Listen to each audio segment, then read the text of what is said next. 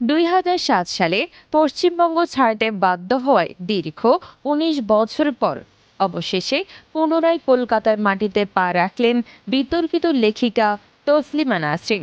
শুক্রবার সকালে দিল্লি থেকে যাত্রা শুরু করে সোজা কলকাতায় পৌঁছেছেন তিনি। হঠাৎ কেন এই প্রত্যাবর্তন?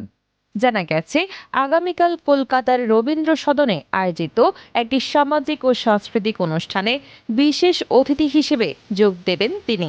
আর এই অনুষ্ঠানে উপস্থিত থাকার কথা রয়েছে রাজ্যের মুখ্যমন্ত্রী শুভেন্দু অধিকারীরও।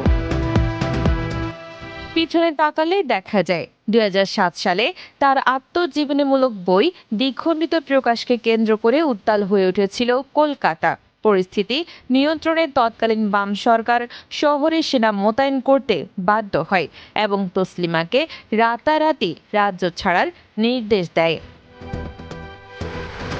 পরবর্তীতে ক্ষমতার রদবদল হলেও দীর্ঘ সময় তার উপর এই অলিখিত নিষেধাজ্ঞা বহাল ছিল। তবে সম্প্রতি রাজ্যের রাজনৈতিক ও প্রশাসনিক পট পরিবর্তনের পরই ফের কলকাতায় ফেরার সবুজ সংকেত পেলেন এই লেখিকা। উল্লেখ্য, ১৯৯৩ সালে লজ্জা উপন্যাস প্রকাশের পর বাংলাদেশে তীব্র প্রতিবাদের মুখে পড়েছিলেন তসলিমা। ১৯৯৪ সালে দেশ ছাড়তে বাধ্য হওয়ার পর তার পাসপোর্টও বাতিল করা হয়। ইউরোপে বেশ কিছুদিন থাকার পর দীর্ঘদিন ধরে ভারতেই বসবাস করছেন তিনি।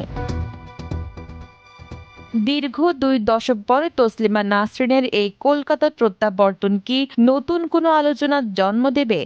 আপনার মতামত জানান কমেন্টে।